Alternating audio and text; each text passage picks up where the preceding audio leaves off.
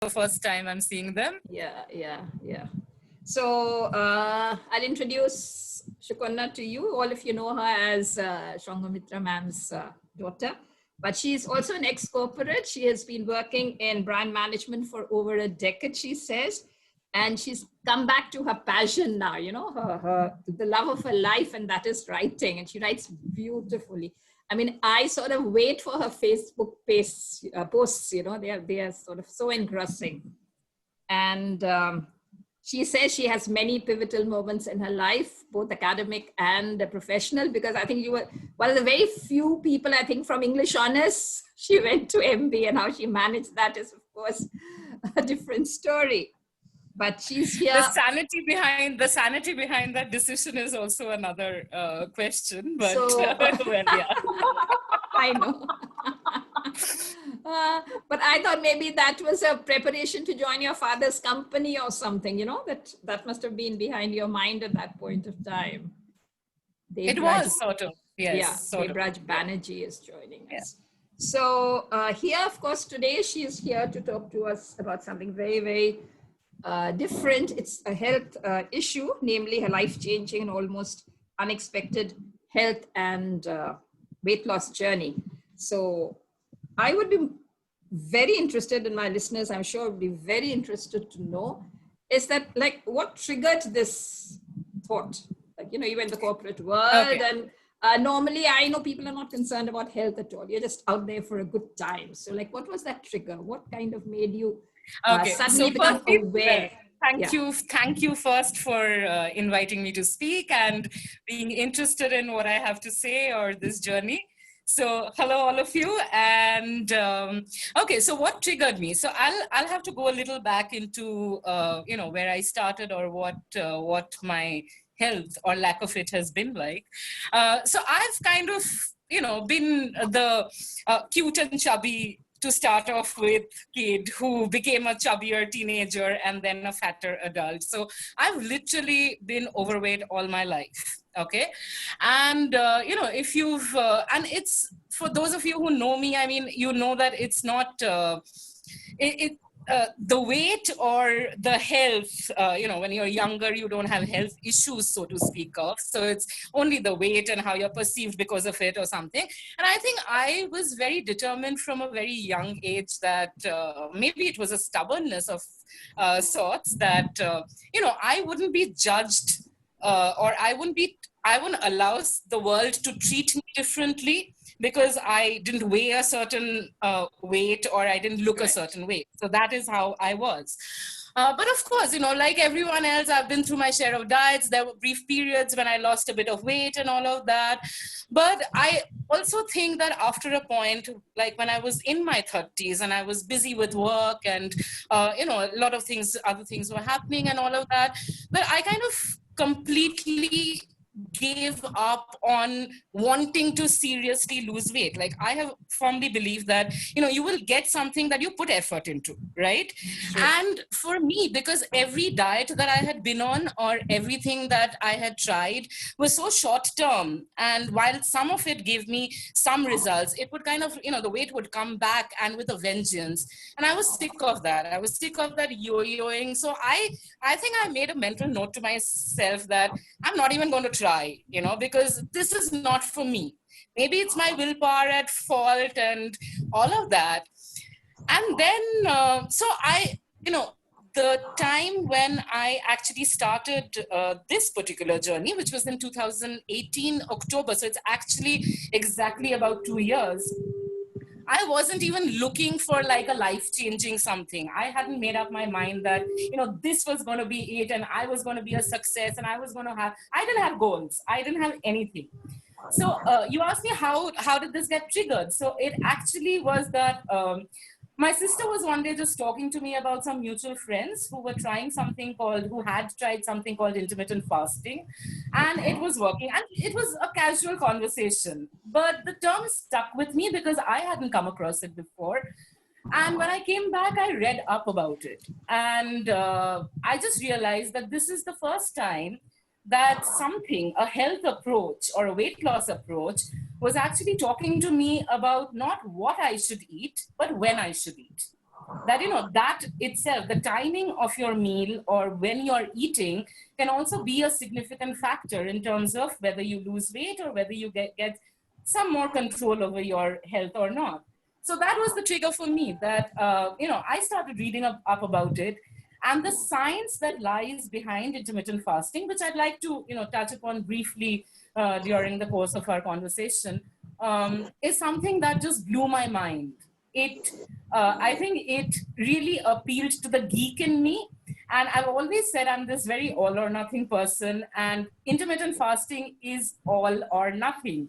You fasting, we are in the middle of Navratri right now, where India and the entire Hindu community fast. But the fasting that I'm going to talk about has nothing to do with the fasting for Navratri or the way that it is done and the reasons why it is done. So there's a difference to it, and there's a huge science behind how it works, why it works, and why it's worked for me. So, if you have questions, we'll just take this as it comes. But yeah, that was the trigger.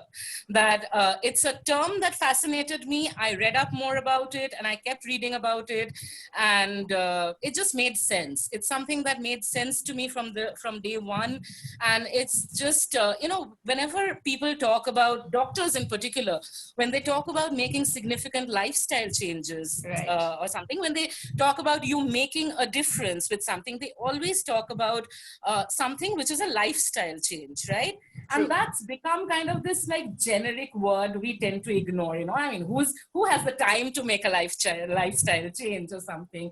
And while I didn't set out to make this a lifestyle change, but that's what it has become, and that's the only reason why I feel that I have achieved some amount of success through it, or regained my health, or had a mindset change, because I have been able to make it into a lifestyle change. It's something that is sustainable, and it's something that keeps me happy, and that I literally do every day.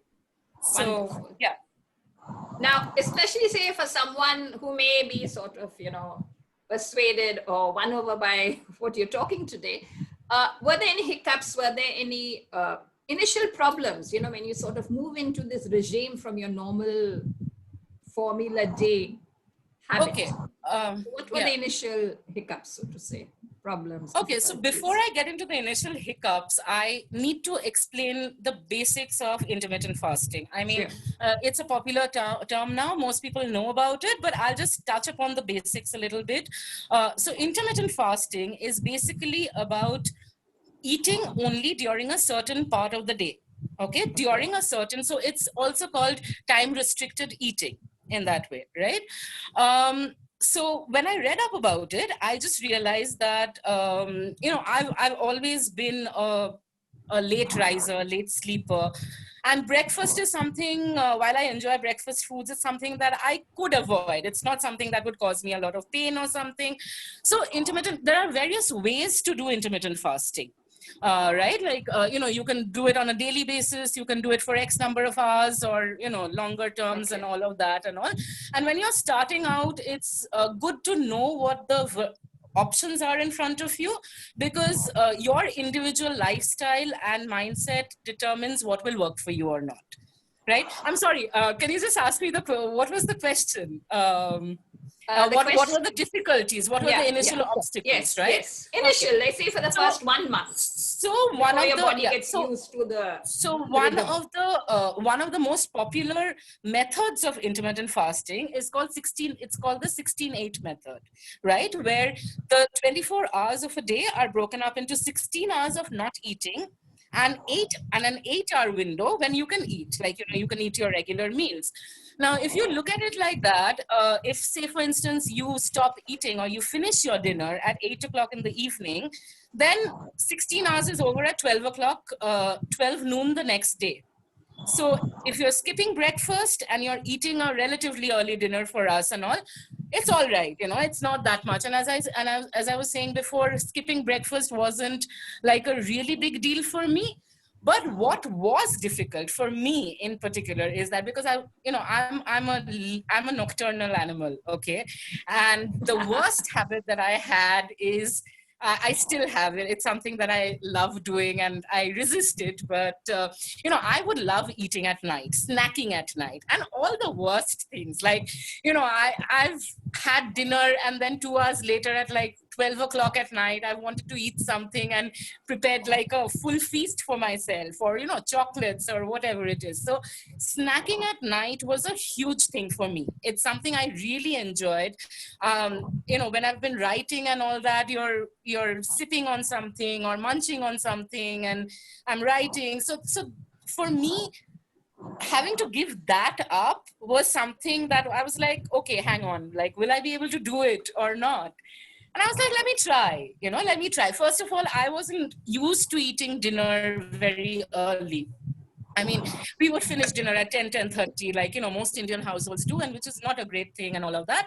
So I started by trying to shift it up, because if I ate later, then I would also be able to like finish my fast and eat the next day much later again, right? And Right. I would get hungry because I'm not used to it. So that was an initial thing that, whether I'll be able to do it or not or something. But one thing that you have to understand, I think it makes it easier, is that if you're talking about a 16-hour fast, that 16 hours also includes the time that you're sleeping at night, Right. Right. right? Yes. True. So, and so, entire word fasting is almost scary for a lot of people. It's like, you're going to go into starvation mode, and people say weird, lots of things. And I'd like to debunk a few myths about this Yeah, later that's on the or very something. reason I wanted this tete-a-tete, so that Yeah. people, Yeah, the so myths can be it's about, you're going to blown starve away. and your metabolism is going to slow down, and all of that Yeah. and stuff.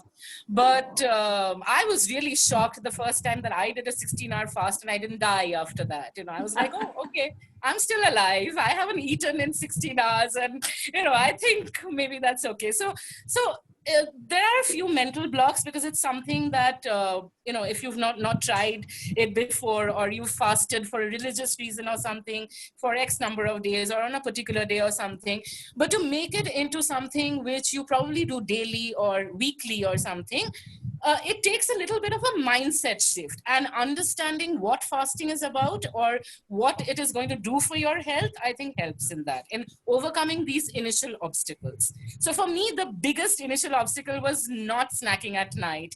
And I think that's what made the biggest difference to me initially as well, in terms of Yeah. the weight that I lost fast, because I wasn't constantly snacking, right? So, yeah. Shampa's joined, and Jayant has also joined. So it's a full Hi. house now. You can say hi to them. I can see them here. If you would like to Another say. favorite teacher of mine, Shampa Yes, Mukherjee. yes. I know. Hello. Lots, lots of educators here, it seems. Yes. Okay. I have actually heard Shukanya talk about this before, because she tried to tell me too. Okay. And I do understand where all of this comes from, and it sounds right if you can do it. But unfortunately, I can't manage more than maybe 11 hours, because I have a severe gastric issue, and Okay. it doesn't allow me to go beyond that. So I try and wind up dinner by 8, and by 7 in the morning I have to have my tea. So yeah, so we've had this chat with Yeah, we Shukanya. have. We have. Yeah. And I mean, I'll get into it more later if other people also have similar concerns or something of the Yeah. kind. But one thing that I would actually like to say is that I get the thing about gastric issues and getting headaches, and there are a lot of people on diabetes medication in particular who need to eat, before they take the medication, and hence fasting might be a problem. And the first thing I'll say is that uh, fasting worked for me because I am not a prescriptive person. Okay, I cannot follow a diet prescription. If I could have done that, I would have been successful in losing weight or becoming healthier much earlier. But I cannot, like, it doesn't work for me, like, going to say a nutritionist and then laying out, for breakfast you will eat this, for lunch you will measure out so much paneer and so much fish, and Yes, one roti yes. and eat it. I Very cannot eat like regimented. that. Yes. Yeah, right. So I cannot eat like that. So I am not a prescriptive person, and Anna, I do not. you cannot live like that. If anyone No, tells you to do this and for you do that, it's not just about food, no, my for dear. me, it's not Yeah. possible. And hence, I don't believe in giving out prescriptions either. I mean, even right now, today, that we are talking about intermittent fasting or, some amount of success that I might have had on this journey or something, but it is not a prescription that you need to follow to the T, because I think the biggest thing in terms of health that we need to understand is that every journey is individual. Every mind, every body, every liking, disliking, what works for you, what doesn't work for you is very individual. And I don't know of a single person who has ever been able to, emulate from A to Z, like something that somebody else has done and been able to sustain those results. So Correct. this is not about saying that you have to do intermittent fasting or that is the only thing that works. And, if you don't do it, you won't. It's not that. It is a free and easy tool that lies within each of our bodies. Okay, it doesn't cost you any money to try it out or to know more about it, and it has some extremely powerful health benefits. So let's talk about that in terms Yes, of yes, like, yeah. individually how you can wind Yeah. it. If possible, is something that maybe we could have a personal discussion on later if somebody's interested, or you need to find that yourself, your individual journey. But Absolutely. yeah, I'll just talk about how and why intermittent fasting Sure. works. Really. I just want to ask you one more question. Is that, did you set for yourself any measurable goals, like my weight is this and I want from A to B and I want to, reduce or cut down by so much? Or it was So just a gradual okay, progression, like each day so kind of full disclosure here. cleared? Okay, Yeah.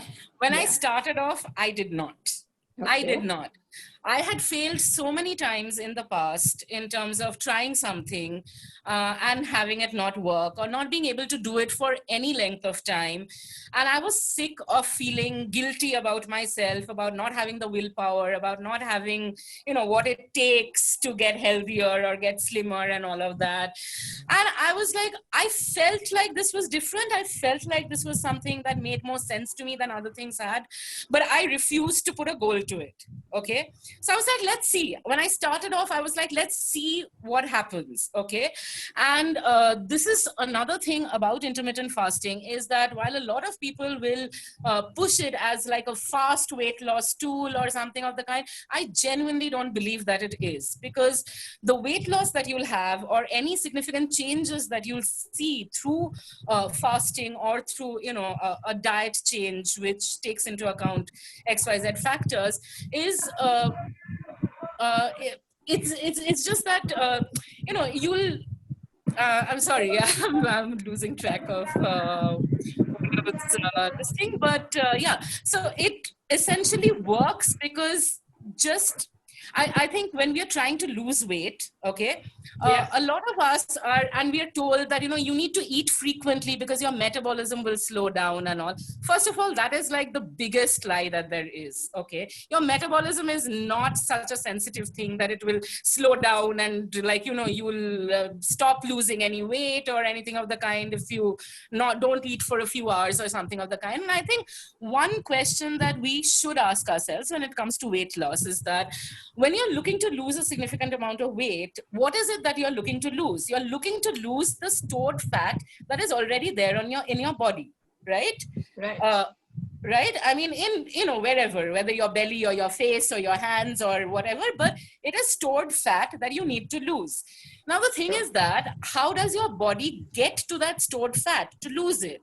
We feel that when you're exercising or something like that, you're moving things around and your fat is melting in some ways or something like that. But from a food perspective, what you need to understand is that your stored fat will only go or be used up when you're not putting in new things which are converting into fat into your body, right?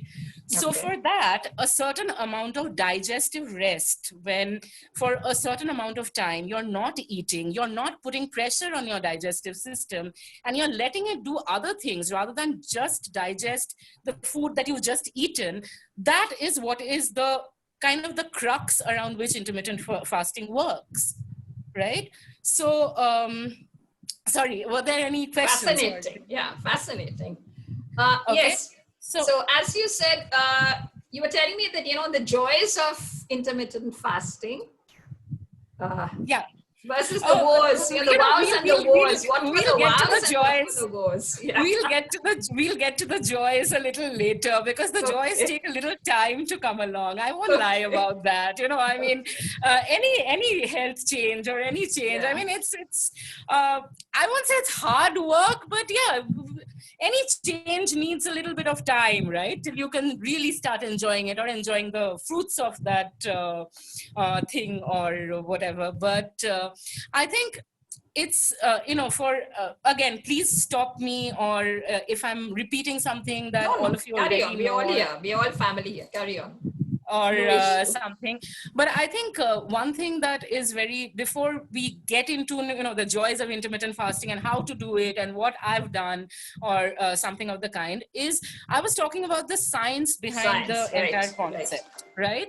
And I mean, again, not to get too sciencey or medical about this, but the essential, so all of us have, along with intermittent fasting, we've heard of the keto diet and low carbs diets and Right. Right. how they work or whatever it is and things. Now, one of the most important key words, okay, that we need to kind of keep in our mind is insulin. Okay, it is Right. one of the most dominant hormones in our body. It dictates a lot of things, particularly our weight and our health in a lot of ways. And fasting, whether it is fasting, whether it is keto, whether it is low carb or something, first actually directly kind of like addresses the insulin issue that we have.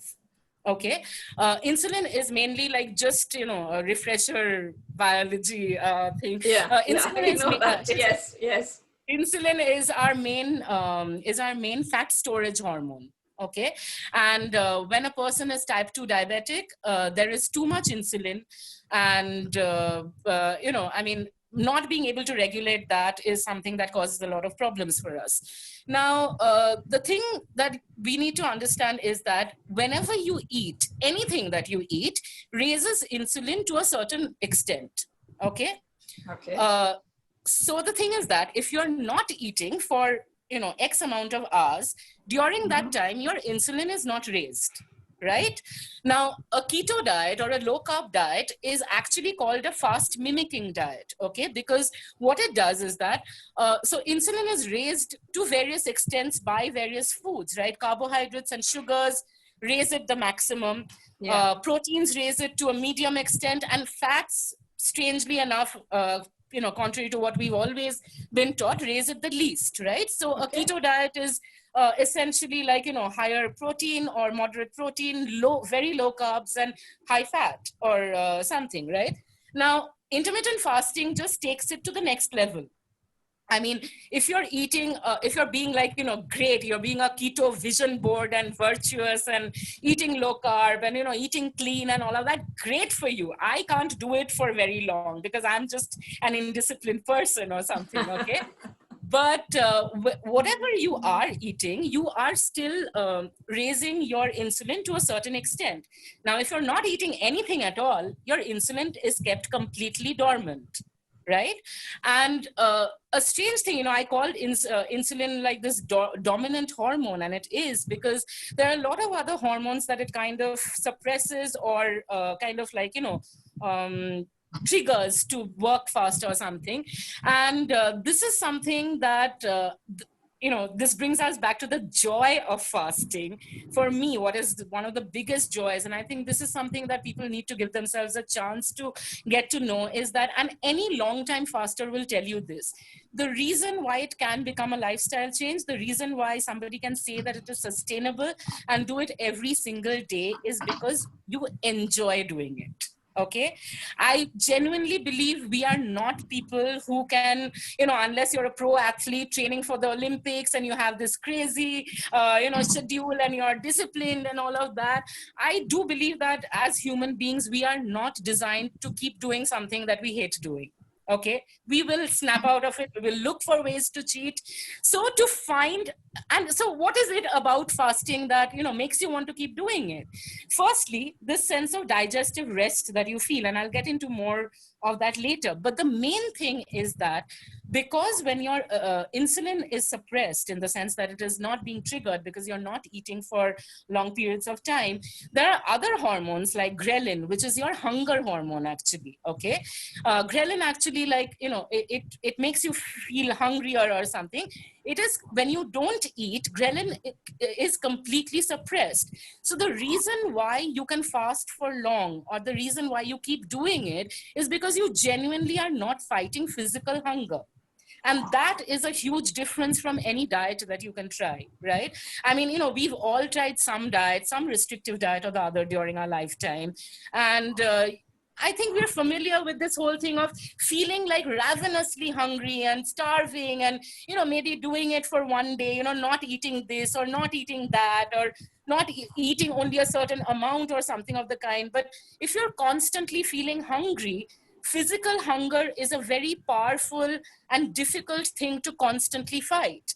If you're not fighting physical hunger, and you're actually over time being able to differentiate between actual physical hunger and, boredom or mental hunger or even thirst masquerading as hunger, that is powerful. Because, I mean, you're not eating because you're not hungry. It's as simple as that. And you're genuinely not hungry. So why that happens is a complex scientific thing. Ghrelin is one of the factors. Your hunger hormone being kept dormant is one of those factors. Insulin being kept at a low is one of those factors and things. So, but yeah, that is, I think, for me, one of the greatest joys of fasting, and that keeps me. I mean, see, we all know that if you want to lose weight, you need to eat less. Okay. Yeah. If you can naturally eat less because you don't need to eat as much, because you're not feeling that hungry. I mean, You what don't can be have better than the that? pangs of hunger like we, Yeah. our body Yeah. is clocked, so every 4 hours, or maybe you have a tea time, you have a breakfast time and a lunch time and a dinner time. Yeah. You don't have it at that time, you start having the knowing. And Pangs of something hunger, which knowing is it's you. strange. And if I actually say this, I mean, if you recollect, think back, you'll know that what I'm saying is right. Is that when we snack, right? Like, you're eating chips or something. Have you realized that you actually feel hungrier? You want to eat more. Snacking, the reason why, health professionals say that snacking is not a great thing, and, don't snack too often or something, is that, and this is something that intermittent fasting teaches you, that, eating less makes you want to eat less. Okay. Eating more or more frequently actually makes you want to eat more frequently, because your hunger hormone is triggered. You're feeling hungrier. You're actually feeling physically hungrier. It's not, and that's only so long that you can fight it. So yeah. Yes, it takes quite some time digesting that logic and science. Yeah, it is. Intermittent fasting actually turns a lot of things on its head in terms of, like, everything that we believed. And so one of the things, okay, another great thing, since we are still on the joys of fasting, is that, so we've always kind of known that, if you don't eat, you feel weak. And when you eat, you're sustaining yourself, you're nourishing yourself. I mean, we do much more than nourish ourselves. We do rubbish to our bodies, right? We got food. We got all the wrong things. Yeah, but we've all heard this, right? If you don't eat for long periods of time, you're going to feel weak, and you're going to feel faint, and you're going to feel dizzy. And let me tell you this, okay? You will never feel more energy than you do when you are fasting. And I'll explain why, okay? There is actually a very simple scientific explanation. Mama's laughing away. Because she is fasting and she's looking chirpier. I mean, I think she has not eaten. When did you eat last? At 7 o'clock yesterday? Okay, at 8 o'clock. Yes, I'm saying she's looking in the pink of health. It gave me more jitters. It gave me more jitters than what she had. I was feeling so disturbed that she isn't eating. So how Okay.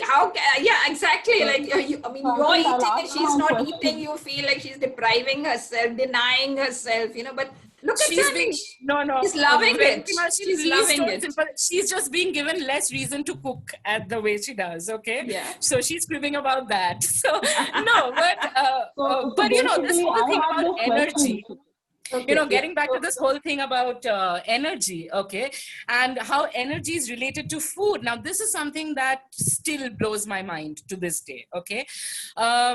So about 80% of our total body energy, okay, is actually spent on the digestive system when we are digesting food. This is medical fact, okay.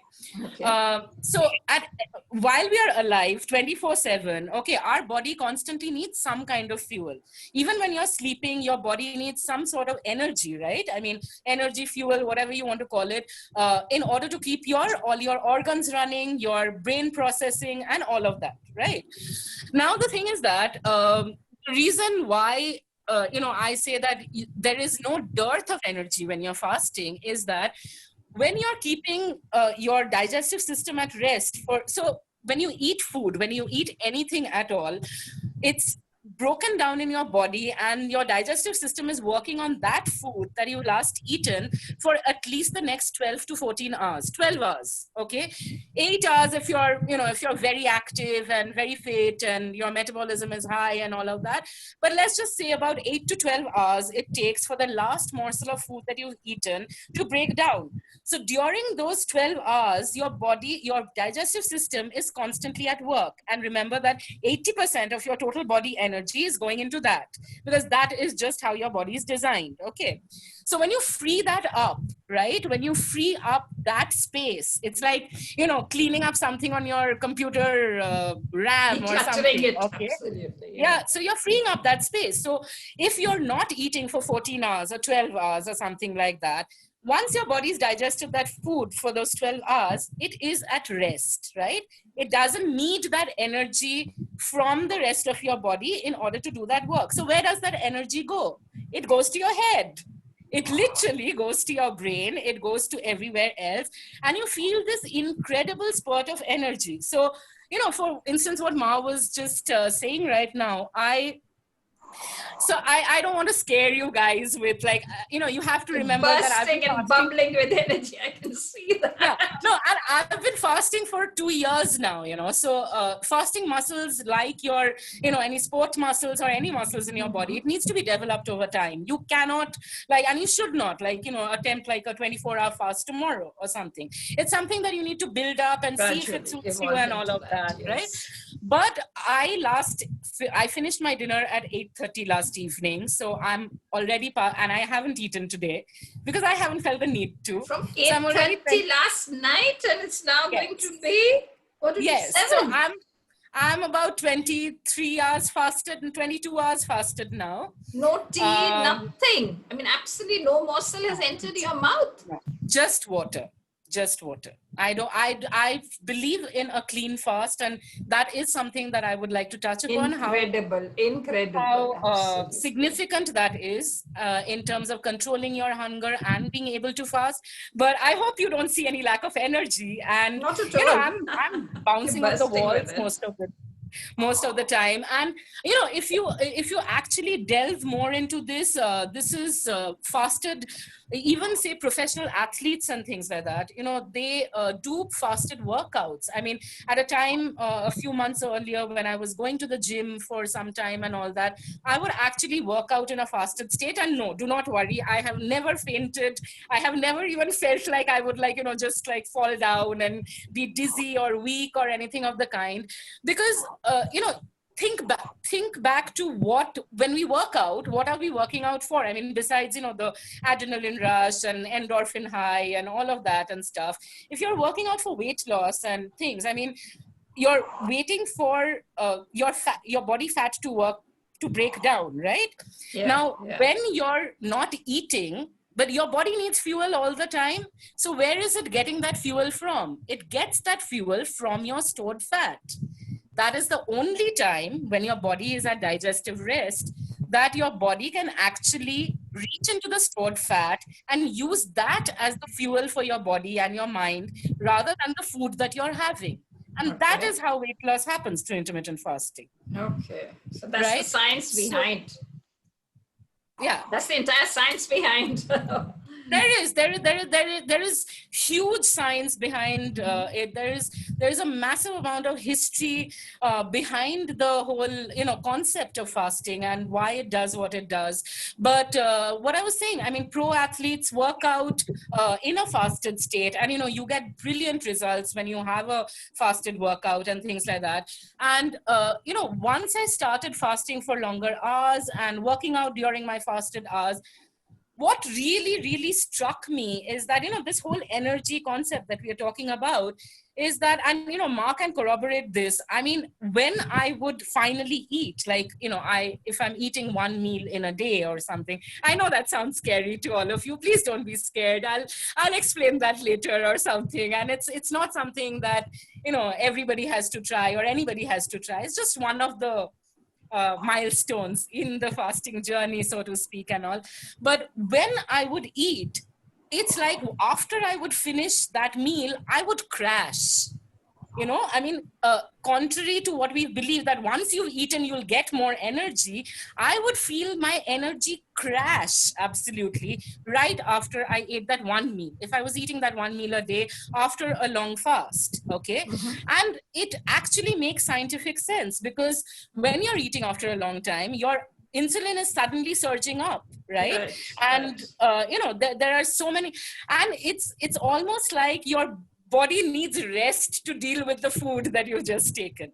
Okay, so that is a bit of a difference. But in terms of like just having sheer energy, I kid you not, I have never had more energy than when I've fasted. It's just it's That's incredible. apparent. We can see. I mean, I think you're the best ambassador for this yourself.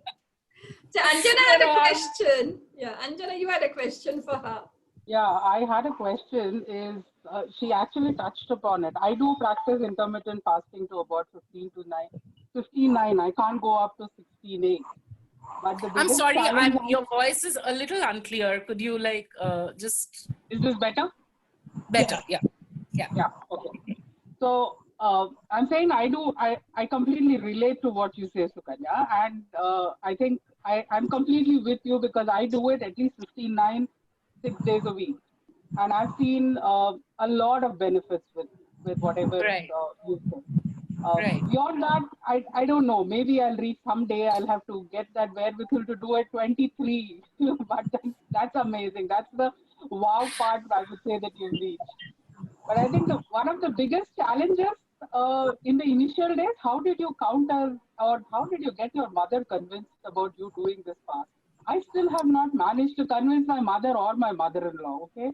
See, the thing. Almost do you think I can convince her in any way? She is too much of a person. I don't need to convince her in any way. Even if I wanted to say something, it was said, just stay away from what I'm doing. So here I am. Well, I can quite understand. My daughter also does the same thing.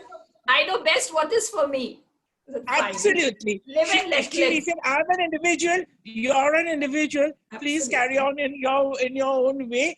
I'm not going to faint right now. Because she used to take me even to the hospital, and we used to wait there for such a long time. And she was fasting at that point of time. So I was a little bit scared. She said, no, nothing doing, doesn't matter. If you want to eat something, if you want to drink something, I'll get it for you, or you take it from home. Yes. That's a different issue altogether. Anjana, sorry, what was your question? That how did I go through the initial phase of settling into a fasting thing? So it was, no, you did explain that. I said that I would have imagined you to have a lot of convincing to do to your mother as well, because that's no. fail completely. Anjana, my thing is that as my mother, very aptly demonstrated and said right now, I'm, good or bad, I'm not a very explanatory person. Okay? She's her own person. Yeah, I've never been, so I know my own mind, and there are times, particularly like when you're not eating at home and people are concerned and all. I mean, I would just reassure Ma that I'm not looking sick or feeling sick. So let me just I know why I'm doing what I'm doing, and I know what I'm doing, and this is the reason. If you are interested in the scientific reasons behind what I'm doing, I'm willing to explain it to you, but I'm not willing to be kind of like steamrolled by saying that this is not good for you when you don't know what I'm doing. So I will explain to a certain extent to reassure people who are important to me, but let your results speak for themselves. Let your own mindset and your own conviction about something, if you genuinely believe in it and you believe that you're doing something good for yourself, let that speak. I mean, I think that speaks louder than anything else, any words that you That's can true. Over use. the years, I think it does make a difference, but it takes a long time to convince your own family to, when you're getting into something like this, and especially in the corporate world, when you go out for dinner, like I end my day by about between 7 and 7:15. I have my dinner, and then the next day I start not before 10:30. Yeah. So then it becomes a problem, because when you're called into dinners and all, and you go and say that no, I'm not going to have anything, it's going to be a green tea for me, then Yeah. it's But that's a little less okay. now, right? Like the whole social dinners and having to go out Okay, and this year eat. it's been easy. This year Yeah, it's been it's easy. it's actually, I mean, Yeah, conversely, COVID so has it's been a actually blessing in Yes, disguise for many exactly. made people. fasting, yeah. Absolutely. Even something like drinking, I mean, Yeah. for a lot of people, social drinking and all of that, I mean, it's just something that is so much a part of life, and I don't think most people can use that excuse anymore. So this is your choice now. This is your choice True. when you're eating, whether you're eating late at night or early in the morning. You can't blame that business conference and that meeting So Absolutely. I for think that. so. As I said, So I think the ecosystem falls in place once people know that you're not going to negotiate on a few things. They know. yeah, So over a period of time, I think everybody in office also gets to know. Okay, she's not going to be eating, so let's order her some nimbu pani, or let her order a green tea for herself, and that's what she's going to do. yeah. It You know, initial days are difficult, but then Anjana, later on, I think everybody falls in place.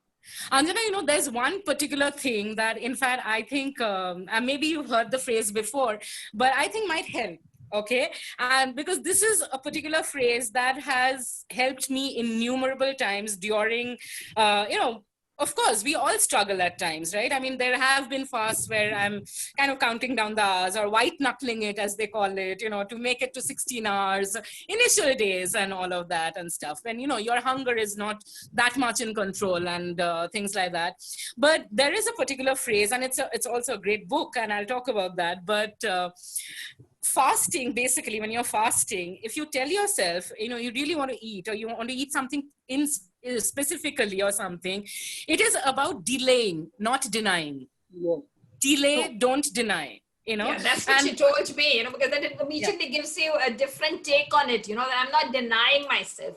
yeah, Deny is a which negative. is Delay yeah, is a which is the thing positive. with any diet.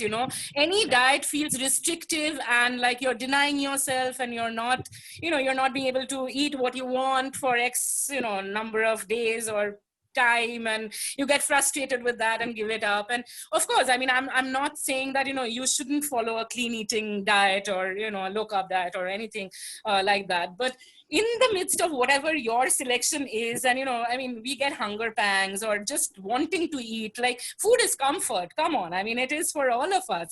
Going to bed on a full stomach, the comfort that is, I Yes. know that more than I ever did before I started fasting and all. But yeah, when that rises, that I want to eat that piece of chocolate cake at 12 o'clock at night, before I hit the bed or while I'm watching TV or something, just tell yourself, you can have that cake, just eat it tomorrow afternoon. And I think for me, it makes it easier, to say that Very it's true. not like I'm not going to have it at all, but I'm just not going to have it right now. And you never know, when daytime falls and better sense prevails, you might not want to have it at all, for all you It's know. a trade-off with yourself, basically. Yeah, it is. And there is actually a great book called Delay Don't Deny, written by this woman called Jen Stephens, which it's from a layman's perspective, but it takes you to the basics of intermittent fasting. So if any of you are interested, you should pick that up, because I found it very useful, and lots of tips and tricks in that help a lot, that I could discuss too. But yeah, delay, don't deny. It's important. Yeah. Wonderful. Very nice. Wonderful. Very nice hearing you, Sukanya. Ma'am, I will have to drop off. Lovely talking to you, Anjana. Lovely Wish you talking all to the you. best. Bye-bye. And lovely seeing you, ma'am, as well. It was so nice to see you and hear you. Keep well. Nice seeing you as well. Yeah. Nice. Thank Nice you for joining in, Anjana. You've always been very supportive, and I'm sure you loved listening to Sukanya. Is a fantastic raconteur, That's why I told everyone, just come and listen to how she, sort of holds your attention. She's such an engrossing speaker and writer. It's a pleasure. I was actually talking to Ma about, I don't even know what I'm going to talk about. I'm just relying on Vajanti Marshi to ask me certain questions, and that'll be the fulcrum. It's just the flow. Absolutely. It has to be a free-flowing conversation. I didn't want it to be an interview model, question answer. I just wanted it to be a free-flowing chat, and I'm very happy that it took that shape. I had a lovely time. It was very genuine, I would say. Thank you so much. Yeah, it is about being real. Thanks, Anjana. It was lovely talking to you too. The others over here, they're not really there. So if you would like any of them to ask you anything, Priyanka Ganguly, she's someone you know? Sukanya? Yes, and she's somebody I've spoken to at length about intermittent fasting, and she's tried it herself, but I think she's on mute right now. So No, she's unmuted I herself. unmuted myself. Yeah, so it'd be lovely if you can join in the conversation, Priyanka. We'd love to see you too. No, you cannot see me because I am not, my hair is not washed and I'm looking horrendous. Don't worry, my hair is not colored. So I think that's the state of affairs right now. But I have to say one thing. I have been listening to Sukanya, and she's done a lot of talks with me. And because I have been a person who's been on different diets and tried everything under the sun, and never been able to sustain it. So I have lost at sometimes 13 kgs at a stretch, and then gained it promptly back. Within, obviously not altogether, but I have put myself under discipline for 3 months. But what Sukanya very correctly said is, we want to get back to what is normal. So, you cannot be perpetually on a diet, and you cannot perpetually keep denying yourself. So this concept of delaying rather than denying has really worked for me. So if I'm really craving for that, so I love sweet things a lot. So that's my problem. I can stay away from carbs forever. Like if you don't give me rice for a year, I can live with it. But I cannot stay away from sweet stuff. So the occasional mishti, and I'm being a typical Bangali. I like having my mishti. I don't eat mishti, so I don't need anything.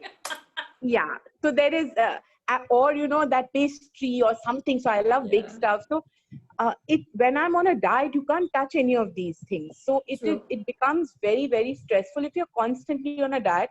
And I remember friends once told me, how long are you planning to carry on with this? How long will you keep on doing this to yourself? So when I first spoke to Sukanya, I told I was very low at that time, and my weight was one of the major issues.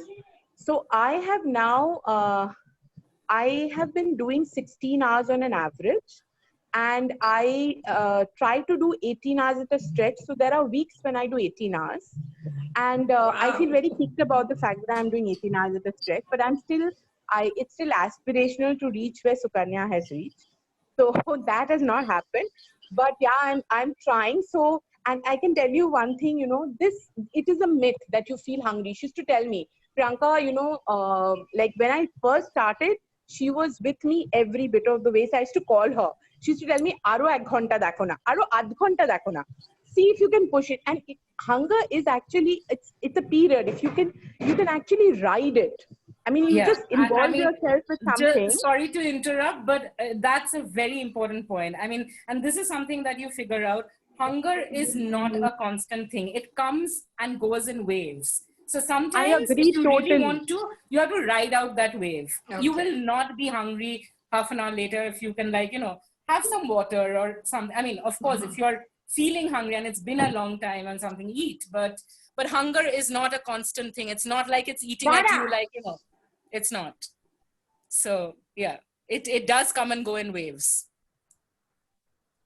Okay. Yeah. So I mean, I have to really thank Sukanya for this. Idea, you know, sort of for me. Yeah, it comes and goes in waves, and you can actually ride it. So my whole 18-hour bit, I never thought I'll do beyond 12 or 14. 16 used to seem crazy. Nowadays, I do 16, believe me, effortlessly. I don't feel it. At 16, I'm like, okay, it's gone 16 hours. Am I feeling hungry? So I go by my hunger pang. If I'm feeling, so sometimes it's 17, sometimes 16 and a half or 7. I don't, but 16, I mean, I don't feel it. I just don't feel it. That includes your sleeping hours, or it's like only your waking hours? No, it also includes your sleeping hours. Yeah, because it is, but the thing is, I am not an average, I'm a bit of an owl. So I work late.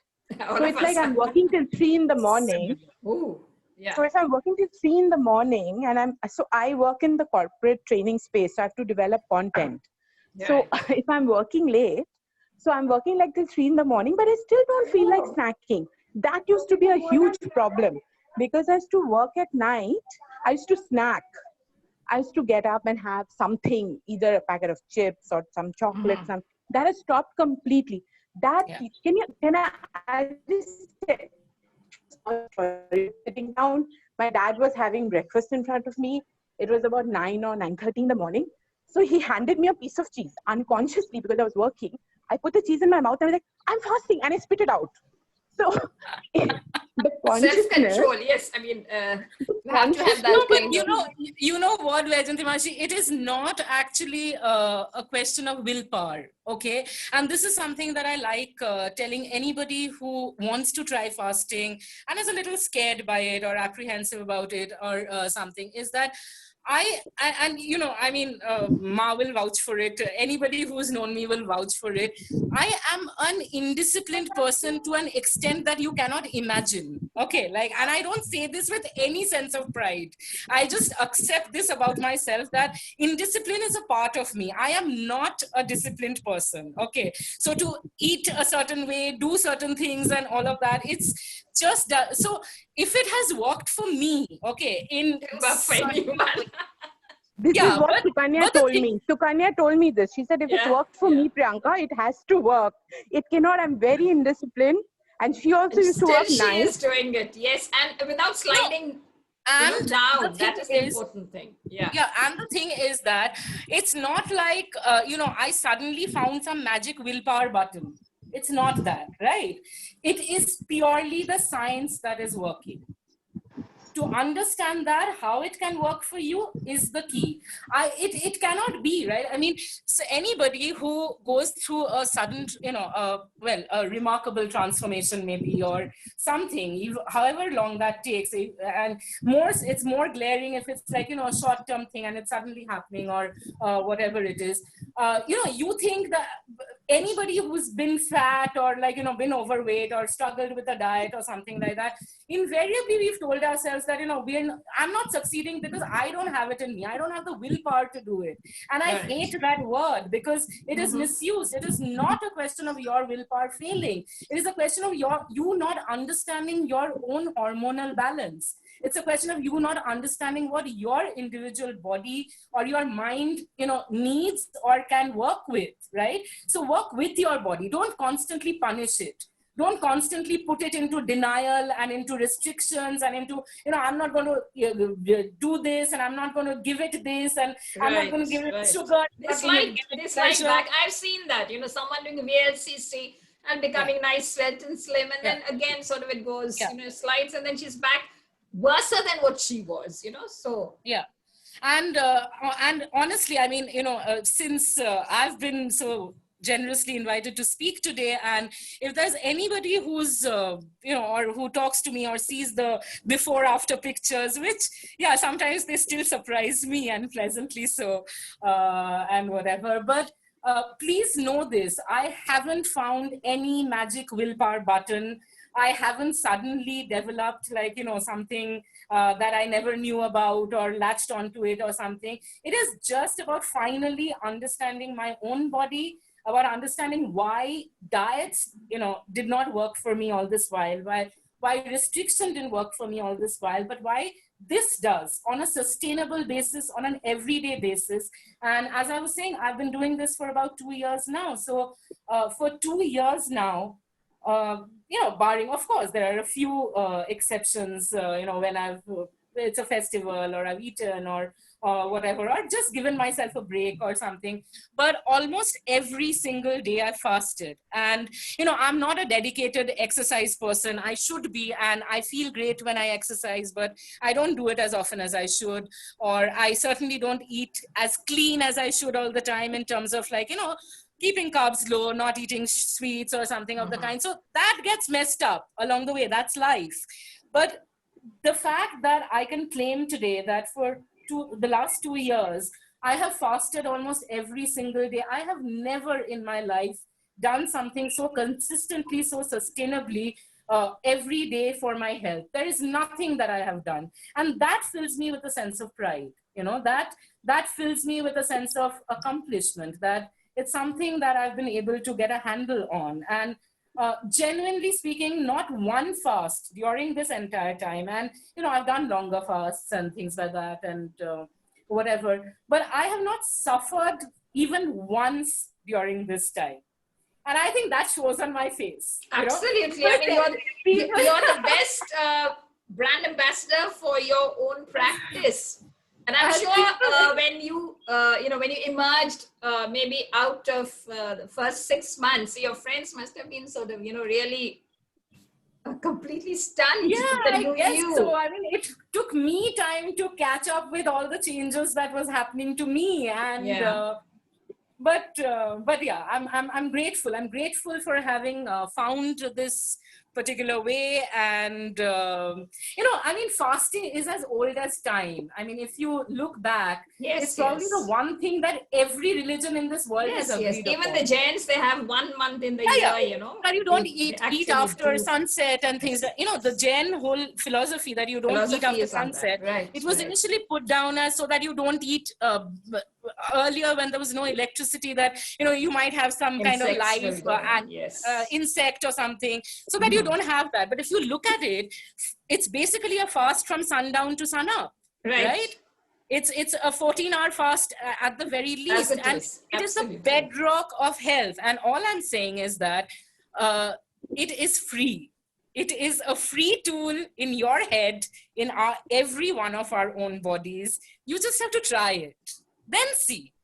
Don't close your mind to it, because it really goes against a lot of things that we've been taught or we've been told for so long. And there is a lot of backlash against intermittent fasting, as there is against, say, a keto or something like that. And I think it gets a bad rep without, people really understanding it fully, because there's nothing, I mean, there's nothing anybody but you is gaining by trying it, right? I mean, nobody can sell you potions and pills. It's about not eating. You have to not eat. So this locus of control is completely in your hands. And I think that gives me a sense of, I don't know, it makes me feel... it makes me feel happier. And, having lost a sizable amount, I still have quite a bit of weight to lose, actually, honestly, just to get, I have certain health goals of my own for that. And, this thing. So I'm still very much a work in progress, and there's a long way to go, but I'm grateful for the journey that I've had. And I think what I'm most grateful for is that I don't feel a sense of fear anymore. When you're on a diet or you lost a little bit of weight, because I've always, at least for me, I've put it on, you're constantly kind of wary, and you're afraid, right? You feel a sense of fear, you'll fail again, or you'll put that weight back on or something. But I think because I accept that I fast every day because I like it, I enjoy it, it's something that my body tells me that it needs now, and I can't like, snack constantly or something. I don't fear putting back that weight on again. Like, does that mean that I've not put on in this 30 kg weight loss or something? Have I not put back on any weight, or have I not put on any weight during the lockdown? I have, because, we all have our own frustrations and things to work through, and movement has been so much more Very limited in the sense restricted. that, Yes, absolutely. not being able to even go for a walk, which I was really enjoying, and things. And I'm not a dedicated, exercise person. I wish I was, because as I said, I really enjoy it, but I'm not, like doing a home workout or something. Most days I can't motivate myself to do it. So a lot of things have taken their toll, and yes. things. I have put on some weight, but just in terms of like putting it all back on again, and I have been at scarily high weights, okay? So this is an extreme story that I'm talking about, and it need not apply to everybody. And again, I want to say that if somebody's healthy in the, like Vajanti Mashi, I have always seen her slender, slim, fit, and she's amazing. Like, she's 70 years old, and who would say, in terms of energy or how she looks, but she's always had a certain brand of health and health consciousness, and I've lacked that, right? Which is what brings us to our individual journeys. But so if you are somebody for whom exercise and eating right and looking at your diet in a more minute way every day, if it works for you, like, please don't change anything. Don't change what's not broken, okay? I am talking about something, this is a very personal journey of mine, and I just wanted to like discuss this or debunk certain myths or talk about it more openly, because it's just something that that worked for me, and that continues to work for me. And I think the biggest part of that is this sense of freedom that you feel. This freedom from not being tied to a prescription, being tied to a particular meal, having to count calories, count your macros or your proteins or fat. I mean, if you can do it, so much respect for you. Really, I can't do it. And I just realized I don't want to have a very analytical relationship with food. I don't want to sit down to dinner and count how much carbs I'm eating and how much fat that is. I mean, if I could do that, if I had that much mindfulness or this thing, it would probably be, I would be a different story. I would be telling a different story, but I can't do that. So this works. But does that mean that if you're intermittent fasting, you can eat whatever junk and still lose weight and all? No, you can't. I mean, let's be reasonable about certain things. I mean, there are certain things you'll have to control and all of that, but it's a good place to start, to, instead of focusing as we've always done on what we are eating, to shift the focus slightly to when we are eating. I think that's a fantastic note for us to wind up this conversation. It's been delightful. And you can give a CTA, okay, call to action, that if people, because I will put this on Facebook. So if people would like to know more, then where will they contact you? You can just give them a number. Sure, I'll respond to that. And I'm on Facebook as well. And it's been such a pleasure. I mean, I haven't really chatted with all of you today. I haven't had the chance to, but I'd be most happy to, if you have any questions or any particular thing you'd like to know about my journey and all, I'm more than happy to share that. I hope I don't I don't want to come across as one of those zealous people who are pushing intermittent fasting down. Not at all, not at all. It's come out as your personal journey. Maybe you can write a book, or you can write an extract from my book called Pivot to Win. I joke about this, but this is something that I'd like to say. And probably if I ever write a book on the fasting journey or the health journey, this is probably what it's going to be called. But I genuinely believe this. I believe that whatever, health journey, professional journey, anything, your race, your pace. You decide that. Absolutely. You decide what race you're running, and you decide what pace you're going to run at, right? If you want to fast 16 hours a day, you do that. If you want to fast 24 hours for, twice a week, you do that. You figure that out for yourself, but it's your race. Remember that. And the pace that you set is entirely yours too. So that's for yeah, everything in life, you know, it's your race and your pace. Even for academics, it's the same. Swati, would you like to ask anything before we wind up? Actually, I was listening to Sukanya, and I have been, this is a concept which here also I'm hearing from quite a lot of my friends. And for me, what happens is because of my class timings, like we are actually here. What's happened? We are back to face classes, and like, but it's on a mixed mode. It's not fully face to face. We have for each year we have twice a week face to face, and the one day it's on online. So the days when I have my face-to-face classes, I've started also trying to do that 8 and 16 hours that what Sukanya is saying, but those days it becomes say 14 hours for me, because I have to reach college by 9, and I feel I need to have, morning is something which I need to have some food, but evenings I don't feel so hungry. So I am not able to go with that 16-8 every day, though I would have loved to. So But I don't know. Swati, just a suggestion, okay? I mean, one of the best things about intermittent fasting is how flexible it is to your particular schedule. Okay, there is no set timing that you have to, you know, if you're doing a 16-hour fast, that it has to be only from night to this thing. I mean, it helps to, if you can skip breakfast, because the night sleeping hours are included within that. So it just becomes a little easier. But if you're saying that, you know, you don't feel hungry really in the evening, like for me, it's just the opposite. I don't feel hungry during the day. I feel ravenous in the evening. Okay.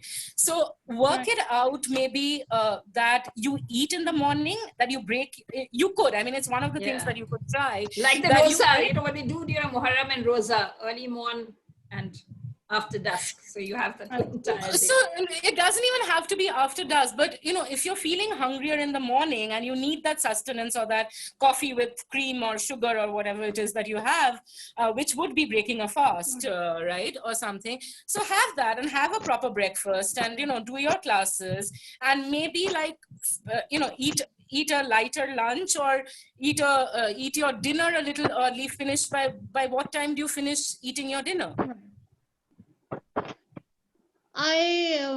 By 6 p.m. I'm done.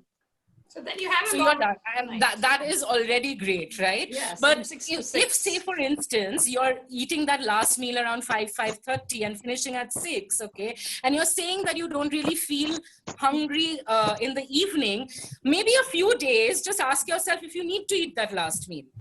You know, it's more mental, okay, like just reassure yourself that food isn't going anywhere. It's nobody's locking it away from you. Nobody's taking it away from you. So don't eat for future hunger.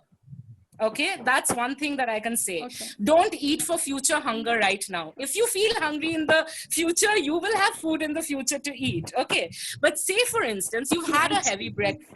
You had a heavy breakfast and you had a great lunch and you finished at 2 o'clock in the afternoon. Okay, and if as your body is and what you're saying, you're not really hungry in the evening, don't eat that meal at 5 o'clock or 6 o'clock. Like just see if you can go, and the next day if you're eating again, you know, you're eating again at like 8 o'clock in the morning or something, you've still almost done a 18-hour fast. Yeah. So you can think about that and try it out, and maybe next year we'll get you on this. It's flexible. You can get you on. You can move around. You can move around your eating. Yeah. No, there's one more thing, you know, I mean, in this whole fasting thing, I think one of the biggest things to tell ourselves is that we are not eating anymore according to the clock or according to meal times. Okay, don't do that. If you can break that mindset, you're way ahead of the game.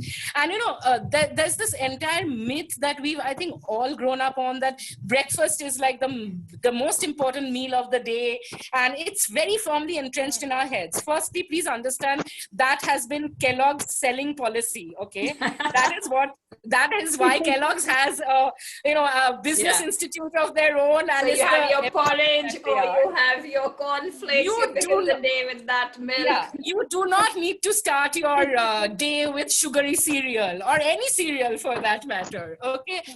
And more importantly, just think of the term breakfast, right? It's breaking your fast, because breakfast we eat in the morning because we are getting up from sleeping when we've been fasting, because we can't eat while we are sleeping. But whenever you break your fast can be breakfast, right? So just tweak it around in your head. Breakfast doesn't have to be in the morning. Like, I love breakfast food. I love eating eggs and sausages and, beans or something. But I can easily eat it in the evening when I eat my meal. It doesn't have to be in the morning. So there are a few things you can tell yourself and work around to make it a little easier for yourself, I think. Okay. Yeah. Wonderful. Yeah. Wonderful. So on this note, I think we can wind up this lovely evening and this wonderful conversation. Thank you, Sukanya. You've been an absolute treat. And I'm sure when I put this up on Facebook, we'll have a lot of response. Thank you so much for having me. And, seriously, Vaijayanti, thank you so much for being interested in my story. And it's fantastic. The long chat that we had the other day about, I have been following you, and I was pretty sort of, I was wondering, how are you managing this? And when you told me that it is not denial, but it is like delayed, then I sort of got some sort of idea about, where you were going and what you were trying to do. So thank you so much for having me. And thank you all of you for, joining in and listening. And I hope that you were able to take something of use to you away from this. And if there are any questions, I'm always there to chat with. So thanks again. So wonderful. So Sanghamitra, lovely seeing you after such a long time. Thank you very much. Thank you. Take care. Swati, thanks for joining also. So bye. And we wind up from here, okay? Bye. Thank you. Yeah, we'll end it over here. Okay, bye. Good night to you.